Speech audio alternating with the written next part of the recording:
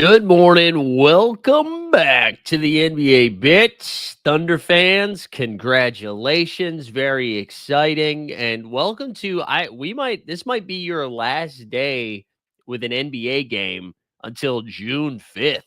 Until June 5th. That's right. The NBA finals don't start till the 5th. The Knicks are on the brink of elimination, and we could be donezo with stuff. All right, who do we have in the chit chat as we get started? I see Con Man giving a birthday shout out to Markel Fultz and Carmelo Anthony. DJ P's in there. Happy National Paperclip. Jesus, happy National Paperclip Day. Thank you, Snoopaloop. Yeah, and apparently YouTube leaning into community crowns. So congrats. You can spam the chat, baby. Spam it. Good to see everybody, though. Hope you guys are having a nice little start to the day. Little cold and dreary up in the Northeast in New York City. We will be heading to the New York Liberty Golden State Valkyries game tonight. Very excited for that. But we need to get cooking here on last night's W. But before we do that, or Thunder W, excuse me, before we do that, make sure you're tuning into the stuff we got happening over on the Elite Fantasy Sports channel. We dropped another video yesterday. We're going to be trying to do, I mentioned this, I think yesterday, trying to bang these out every single day, if not every day. Every other day or something. Here, I'll share screen, just show you what we were working with yesterday. Had a little Kevin Durant video yesterday trying to find KD a new home. Not sure if you saw that, so we dropped that yesterday. We had a Philly Justice one as well, so go check that out if you missed it. A lot of fun content. Second straight week of softball getting rained out. That's tough, Snoop. That is tough. We got Stubbs in the chat. Good to see you, Stubbs. But yeah, go check out the Elite Fantasy Sports stuff. We'll have another one today. Also, the Celtics Daily channel, guys, that has been popping. I don't know if you guys have been seeing this, but our video yesterday went a little, I wouldn't say bonkers, but for only having 100, I think we picked up like 10 or 11 new subs yesterday. Look at that, 2.5K views in less than 24 hours. We're cooking over there, boys and girls. We're cooking.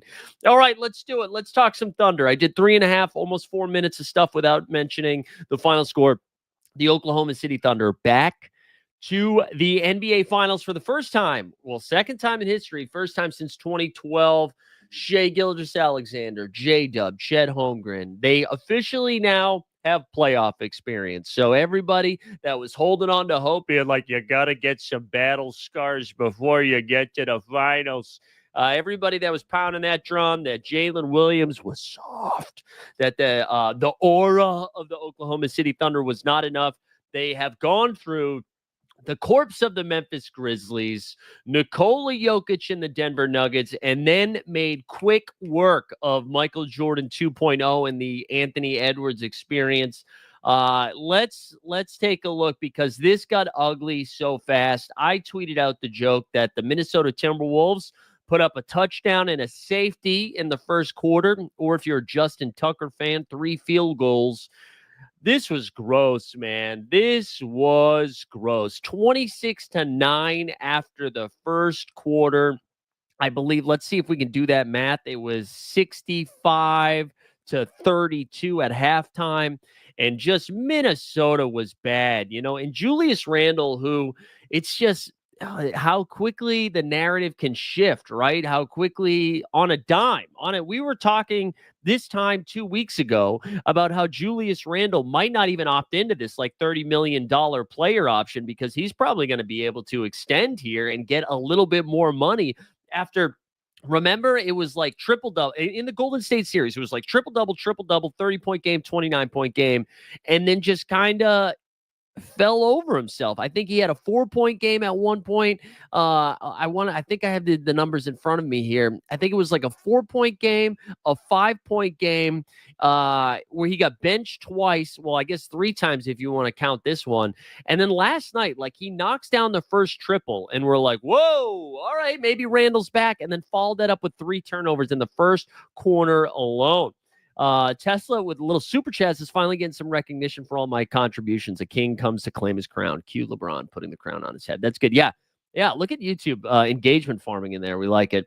DJP was saying coming out clean, was wrong about the experience take, but are they really good, or are the Wolves just bad? I mean, guys, who's left?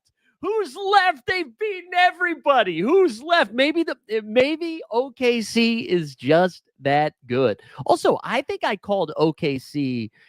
I think I called them to beat Boston in the finals this year, isn't it? Wasn't that the take that I had the Thunder win in the finals this year over Boston? I think I had them. Oh yeah, maybe not. Maybe that's just. I'm just trying to take a W when I didn't earn it. But anyways, Julius Randle. It was a tough scene for him. Anthony Edwards seemed like he listened to everybody on SportsCenter and just chucked threes. Man, 1 for 7 from 3, 7 for 18 from the field. He finished with 19 and 6. But man, it was just some ugly chucks, man. There were a couple of times like early in the shot clock just from way downtown was just chucking. And I don't know. I thought fair criticism of him in the second half of game 4 in the way that he was not really moving off ball and just kind of letting the moment affect him as that game was getting out of hand in game 4. Or not out of hand. It was a 2-point game, but just like not finding ways to get involved. And in game 5, I guess he was active. He 7 for 18. And how many minutes did he play? What was the final tally on these minutes? Because they brought the dogs in early. No, he played 39 minutes. Okay, so he barely sat. But that was tough. Tessa said, I want to see how OKC first against Team USA. Then I'll be impressed. That's right. Oh, no, I'm just messing with you, DGP. I mean, I think OKC really, I think that defense is so stifling. I think my takeaway really of this entire Western Conference playoffs is that Denver's just a little bit better than we thought they were. And I wonder if Denver goes through everybody else in the Western Conference outside of OKC. And I think OKC really is that good. I think Boston could have given them a fight in the finals. Denver obviously took them to 7 games. I think the Clippers would have put up a battle as well. Outside of that, I don't think there was a shot. I don't think there was a shot anybody was going to take it to them. And I imagine OKC is just going to roll in the finals as well. I don't care who they play. I think I'm taking OKC in 5. Let's talk about OKC a little bit, man. And the story is the defense. Like, yes, SGA in like little minutes, right? So he played 34 minutes, finished with 34 and 8. J-Dub gave him, 19 and 5. Chet gave him 22 and 7. Dort was in double figures with 12 points. And I agree with Snoopaloop. Come on, we got to do a Dort report. Where is it?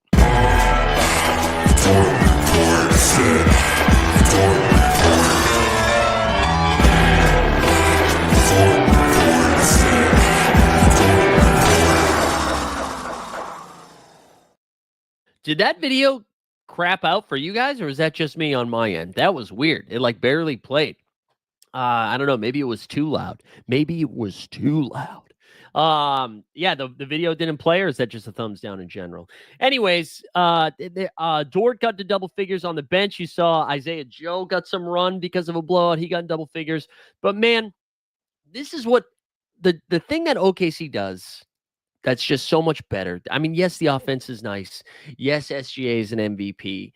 The defense is insane. And like that's why I don't think we should dump on Minnesota too much. Like, yeah, they didn't have enough to get over the hump here and really make this a series. I mean, they won game 3 in a blowout, but really the only competitive clean game was game 4, where they lost by 2 and the bench went nuts. But this defense is just nuts. They're just constantly throwing different guys. And it's funny. I think Chet Holmgren, I don't think we appreciate what Chet does defensively. And it's because we look at him and he looks like Casper the Ghost if you just stretched him out, right? Like he's just very thin and he's just gangly looking. He's almost black, but he's not black. He's Amish a little bit. Like you just don't know what you're looking at with Chet Holmgren.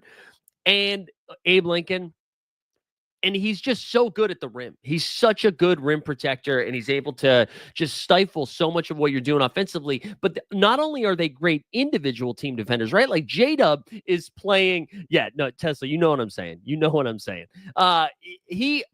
J-Dub, he's shutting down guys like Julius Randle. He's able to defend guys bigger than him. You have Caruso, like you're like, oh, finally, Lou Dort's off the floor, and then Caruso comes in, or Caruso comes off the floor, and then Case and Wallace comes in. All of those guys, and like A+ individual defenders, However, as a team defense, they're also insane. Like Isaiah Hartenstein, who is one of the more important pickups of this offseason, along with Caruso, obviously, he's only averaging like, what is it, like 20 minutes a game in this series. They have such a luxury of being like, oh, we're not playing a team that's throwing out big bodies, right? Because, like, yes, they have a couple of centers on Minnesota in Rudy Gobert and Naz Reid, but Naz Reid, you don't need to have like big bodies out there, and they're very rarely playing Rudy and Naz Reid together. So, like, you don't need it. You don't need it. It's like such a luxury. And now you look at this series. If, like, say they play New York, like, you're like, okay, we do have Hartenstein and Chet can probably hang with Cat a little bit, although we're seeing Cat put his head down a little bit. And you could like roll that double big lineup, or you're going to play a team like Indiana, who they've got Miles Turner, and you're not really scared. You know what I mean? Like, they just have so many luxuries. Tesla said, I think we also expect higher picks to contribute more offensively versus defensively. I think that's part of it too.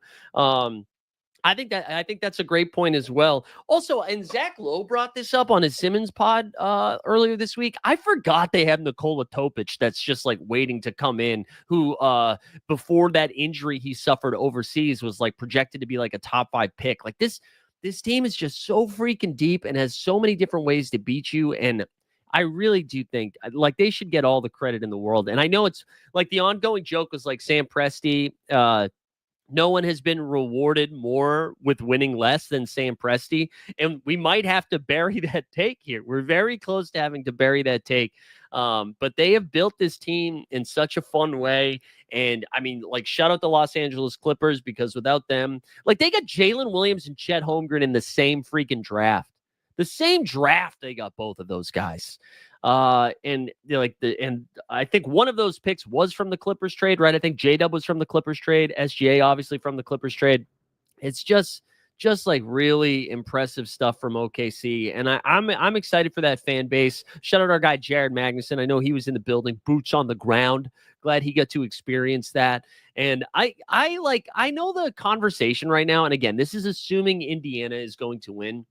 I know the conversation is like, oh, well, this is going to be pretty bad for ratings, right?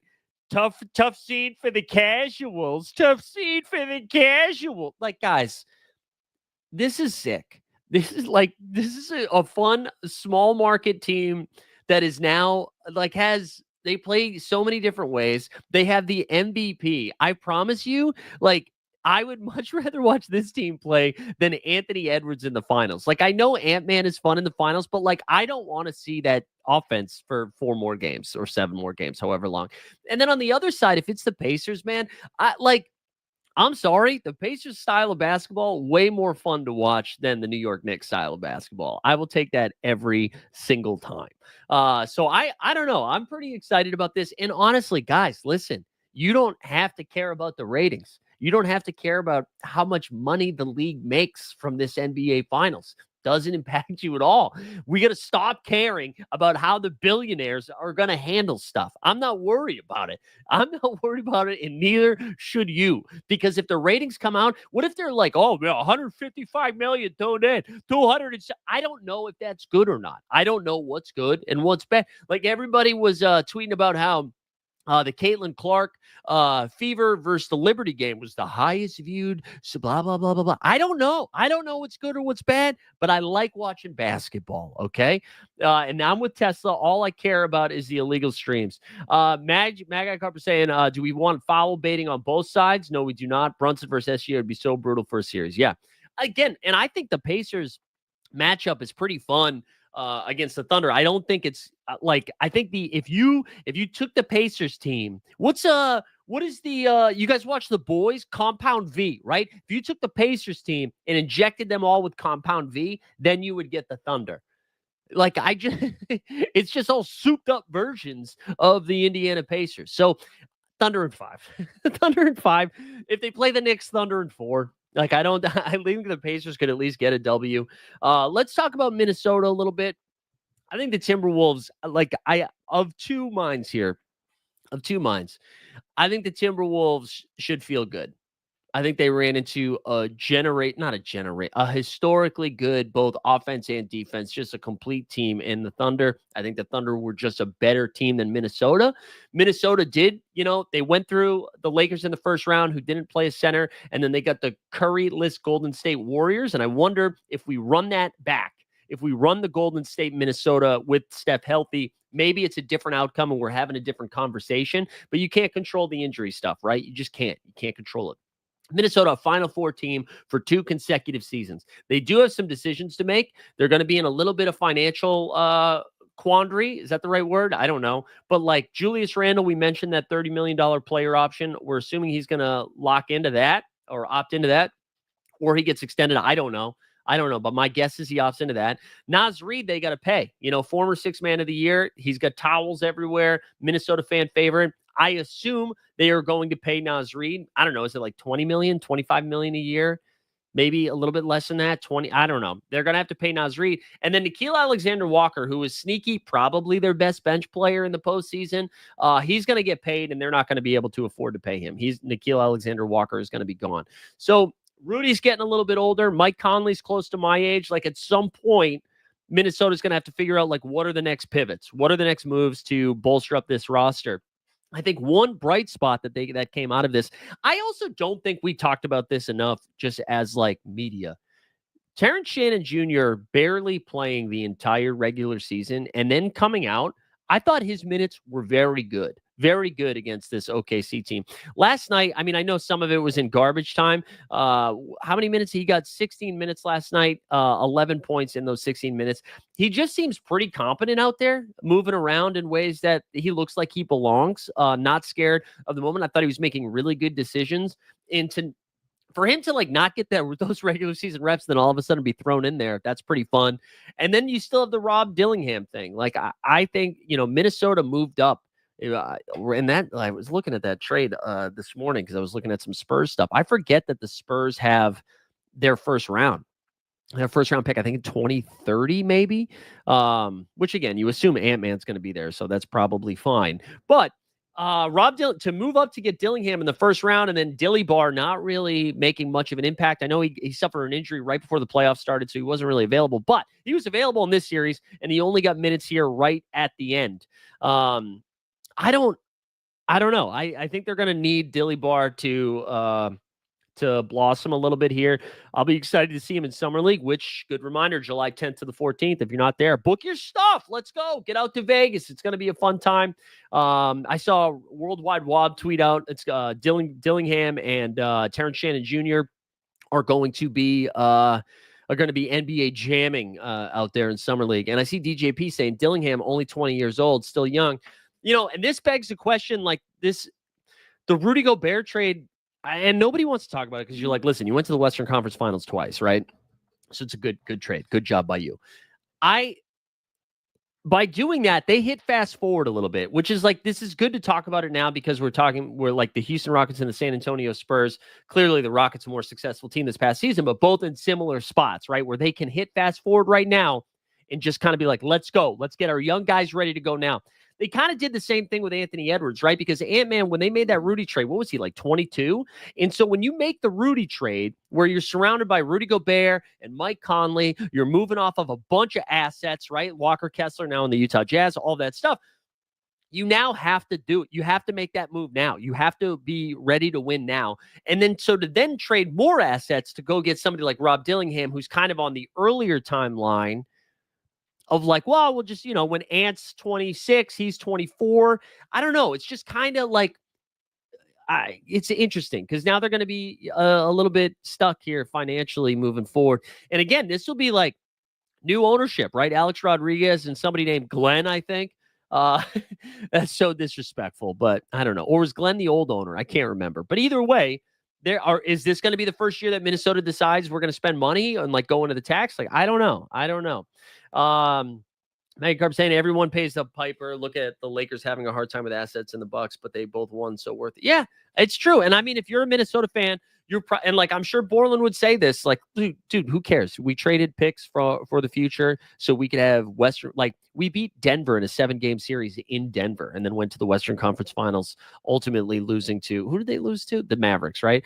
And then like this year, you take out LeBron, and then you take out the Warriors, and you go to the Western Conference Finals again. Like maybe that is worth it. That is fandom. That's exciting. But yeah, I think moving forward, Minnesota, assuming they lose right, they'll still have Dante there, but maybe Terrence Shannon Jr. can take on more of a load. Maybe Dillingham, compound V, give him the compound V. I don't know. Do you put it right there? Is it like heroin? I guess is what I was doing. I don't know, but yeah, maybe Dillingham steps up a little bit, but I don't think Minnesota should feel too down on themselves. I just think you have a couple of tough decisions in the offseason, and what you can rely on is you have Anthony Edwards, who is one of the most exciting players on the court and in the bedroom, and I like you get to root for him, and that's a lot of fun. DJP says trade Dante, honestly, maybe, and Randall for KD's. I tell you what, we don't have a lot to do today, so let's go over to Spotrac. Let's do so. You want to do some trade deals here? Let's do some deals. Let's do some deals. We'll go over to Spotrac. Let's go around with the trade machine here. All right, let's go. Also, in the bedroom? Nobody responded to that at all. Did I snuck one by you guys? All right, so let's zoom in a little bit. Obviously, there's going to be a lot of gross ads on this. All right, so let's select. You wanted to say KD. So we'll say Phoenix Suns and the Minnesota Timberwolves. That's going to be the trade. Let's see what we can do here. Because why would Phoenix want that? But anyways, let's try it. So Phoenix sends Kevin Durant $51 million over to Minnesota.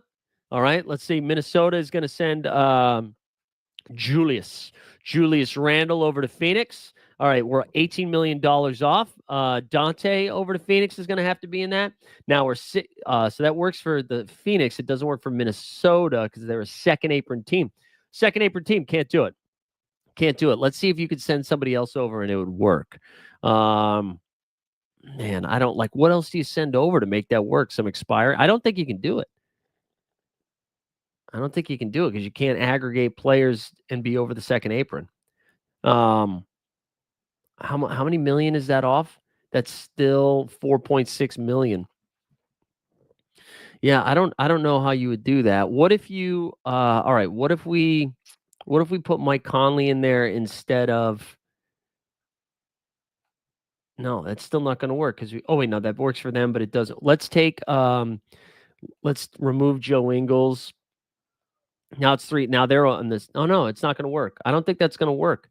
I think Dante is a pretty key redundancy piece for Mini. Yeah, I mean, they need the shooting, right? They need some shooting, especially if they're losing Nickeil Alexander-Walker. So I don't know. I mean, I know KD was linked to Minnesota at some time last season, and Ant obviously loves Kevin Durant. Everybody loves Ant. I could definitely see that happening, but financially, that's in a weird spot. Also, let's look at Minnesota's draft assets right now, because again, so they've got their 17th overall pick for this round. Is that the Detroit pick? Is that from Detroit? And then they've got their own pick in 2026, their own pick in 2028, 2029, 2030, and then they have San Antonio. I think that's like a pick swap in 2030. So I don't know. I don't know if Minnesota can make any big moves like that. I don't know if they'll be able to. Yeah, because of the expiring contract. Yeah, we'll see. I don't know. But why is Phoenix agreeing to that? Why does Phoenix want Julius Randle and Dante? You got to think about what the other team wants as well. But why did you think? I don't know. I don't think that's where Phoenix is. I don't think Phoenix is going to be very good this season. What's up, D Rose? But yeah, man, congrats to the Thunder. I don't think the Timberwolves need to freak out too much. I'd be patient. See what Julius Randle wants to do. Maybe Orange Julius wants to go somewhere else. Maybe I don't know if you'd be lucking out because you'd be just losing out on that money. But it is funny. Like you think about both of the Knicks and the Timberwolves, who this time, 2 weeks ago were like, wow, man, we could get a Minnesota New York finals. Like, which team won the trade? Maybe they both won the trade. And now you feel a little soured on it as we pivot to talk about the Knicks here and how New York we mentioned it yesterday, just like the panic that they felt from Coach Thibodeau and just switching their lineups around. And now all the conversation being, can you win when Brunson is your first line of defense and Cat is your last line of defense? Can you get away with that? And they kind of end up being the same. It's the same issue Minnesota had, right? Where like, how do you play with Cat as your 5? And I mean, I thought Cat's been. We know he's playing through an injury. Also, he's questionable tonight. I don't know if you guys saw that. Let me actually see what the line is for tonight's game, because if Karl-Anthony Towns is not going, obviously it's Pacers in 5. I still kind of think the Pacers wrap it up tonight. They actually have Knicks favored by 4.5, so Cat's going to be going. Sure. But yeah, like I don't know. They have similar problem that Minnesota had, where how do you win with him as your 5? How do you win with him as your 4? And even though he's been so like dominant at times in this postseason, I really have liked what he's done offensively. I also don't think he has been like a sieve on defense either. I thought he's been playing okay. But again, I think when you put like those are your 2 best players, and when you put them both on the floor, you can't defend. If you're playing like a real offense, Boston. But if you're playing a real offense, you're going to get cooked in those spots. D-Rose says the Knicks team is just the latest iteration of Tibbs' try-hard Bulls. It's weird, though. Like, I think they are very good. I think the Pacers are just like a kryptonite for them, too, because they can't keep pace with this Pacers team. Sorry for the pun. They can't. Indiana's just too fast, too furious. Starting Vin Diesel. They are. They're just too. You can't keep up with them. All right. I think that kind of gets us. That kind of gets us cooking. Oh my God, that's so funny. Sorry. Incredible. I got a work thing. A work thing was just sent to me where people just not respecting people's time. That was funny. Anyways. What else do we have? Anything else we need to get into? Tomorrow, this guy right here in the chat, he's going to be joining the show tomorrow, where maybe we're doing a finals preview. Maybe we're doing like, can the Knicks come back in game 6? We'll have that tomorrow. We'll be talking some WNBA. Again, boots on the ground WNBA tonight as I'm heading to the Barclays Center. There was a little bit of a rumor there. Did you guys see? So the Connecticut Sun are open to being sold, right? Looks like TD Garden's getting involved. I think the Connecticut Sun might be heading to Boston. Cue the bagpipes, baby. Summer League hype. D, are you going to be out there, Dan? Are you going to be out there for Summer League? We were just talking about it. July 10th to the 14th, baby. We're going to be out there. We're going to games on Friday. We'll have some tickets to give away Saturday. We got a pool. We got a cabana at the MGM Grand. Maybe some more basketball on Saturday. We might actually have a little pickup run if you want to play. Sunday we'll be out at the games again. We'll have a happy hour as well. It's going to be a good time. Can you place futures bets on Hall of Famer Pascal Siakam? Current odds are disrespectful. Hey, Spicy P's been awesome, man. Spicy P's been awesome, which I love. It's been fun. Tass Mellis gave him a lot of love on No Dunks yesterday. Just because, and I don't think there's disrespect on Spicy P. I just don't think people talk about him enough, which I guess in turn is disrespect. But oh yeah, that's right. You're gonna be a dad. You're gonna be a dad soon, D Rose. Daddy D Rose, baby. But yeah, I'm getting very excited for Summer League. I can't wait. I'm excited for to go do something. I got a busy summer coming up though. I do. I got a little golf trip with my dad and his boys later in June. We got Vegas in July, and then I'm going to Germany in August, and I think France as well, because my wife's friends only get married internationally. Apparently, it was Ireland a couple years ago. Now it's Germany. I don't know. Outside of Frankfurt, it's on a vineyard. Which is very nice. And I've never been to Germany or France for that matter. I think I've done Greece in Europe. I've done London, Ireland, and the Czech Republic. I don't think I've done, right? I haven't done like Spain, Portugal, France, the Germans. So I'm very excited for that. Very excited to be out there. You got the Euro tips covered? Thank you, sir. Thank you. No, but they don't even live in New York, Boston based. It's not, these aren't New York friends. Actually, this person lives in this couple lives in South Africa and getting married in France. Dude, I would love to do Bosnia. I would love to do Bosnia. I got my best friend's Bosnian. Make sure you guys are a Budweiser. You'll be in Maui. All right. I need to do Hawaii. I've never done Hawaii either. Dude, let's go. Let's make it happen. Let's make it. I think I think we're gonna be rolling like 25 deep, huh? I think we're gonna be rolling 25 deep. I'm excited. I'm excited for Summer League.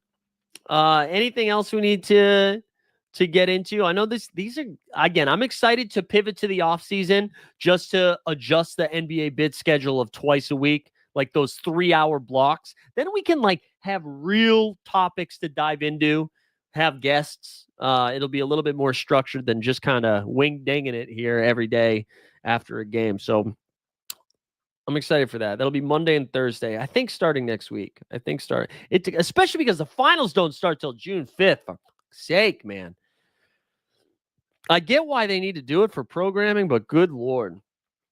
Yeah, that's what Tesla. So that's what it's going to be, man. We're going to have, I think I apologize if I'm just saying this again, but every Monday and Thursday, right? From 9 to 10, it'll be a solo show. Same NBA bit.